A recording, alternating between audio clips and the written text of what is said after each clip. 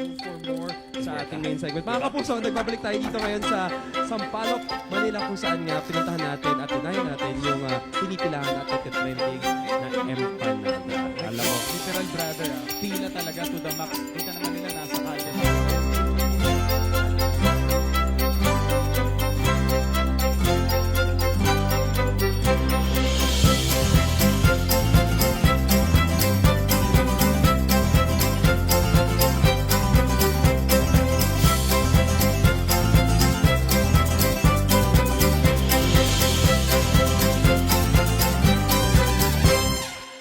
Bago pa man ito naging viral, ang empanada ay may mahabang kasaysayan.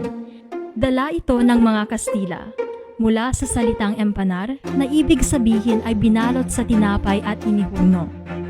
Pero dahil walang malawak na taniman ng trigo sa Ilocos noon, umiral ang diskarte ng mga Ilocano. Pinalitan nila ang harina ng giniling na bigas o galapong at pinakulayan ng atsuete, kaya ito naging kahel. At sa halip na karne ng baka at patatas, pinalamanan nila ito ng biyayang lokal. Ginadgad na hilaw na papaya, munggo at kalaunan ang may pagmamalaking Ilocos longganisa. Hindi ito inihuno, kundi prinito sa kumukulong mantika. Upang matikman ang katotohanan, kailangan nating balikan ang lugar na pinagmulan. Dito sa lungsod ng Batak, ang bawat empanada ay may kwento, may pangalan, at may kasaysayan.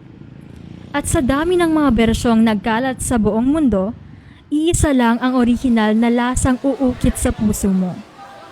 Bago pa man ito nakarating sa Maynila o sa Amerika, may mga kamay ng matyagang nagtitimpla nito. Siya, si Nanay Glory Coxon.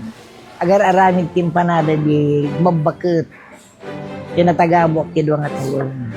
Nakita ti procedure na kun ingrediente na. Kuna, kadata mamuti agla ko mana. Pangalaan mo ti punam ko na. Karo mo ti mautang ta tiyandaan. Agla ko, papaya na tiyawan. Kadasa ma. So dahil di pinadas ko ti, nagmurugyan 1960 anak ko di rupiyat ko na. Hindi ito nagsimula para maging global trend. Nagsimula ito sa simpleng pagnanais ng isang ina na may taguyod ang kanyang pamilya. Maraming sumubok gayahin ang itsura. Pero bakit iba pa rin ang lasa sa Batak? Ayon kay Nanay Glory, ang sikreto ay wala sa mga komplikadong makina, kundi sa mismong ebolusyon ng kanilang gawa na nagmula sa puso. Papaya kung munggo mo ilang, awang pelang tiklog kulong ganisa na. Nung tinigyan, no, apeng nga dalong ganisa ka niklog na. Customer. Kung na customer, wala pa sa mga ikan tilong ganisa, ananagan na. Ay, kung special na anak ko. Kaya di mamesa, lula no hotdog no tikabin mo. Ay, kung no hotdog, itlog kulong ganisa, kung jumbo yung panadan at alag jumbo na.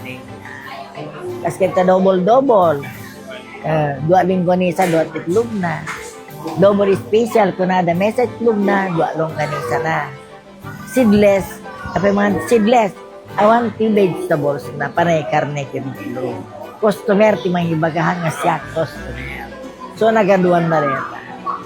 Pinili ba di po?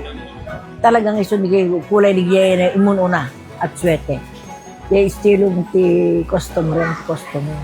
Ada yupay ak gunguni ako no reba yun kita kadwa. Glory empanada 10 plus 1. Ano may biyahe, meriendar panagtuore dress. Siyempre no ururayam na tugo may taon aman. Miss isom ka. Tigtigo dure jagdala ko kyandaan. Mamati ka. Tapos sa sektor adulong mo, naiso mga agdala ko nga na kamirdoot ka tumawa. Iso mo ba tumayang aring may gumawa. Yan. Kailangan kang bastot. Tigmangon. Ano sir, ano ma'am? Ore ado lang sa sarundsud ka.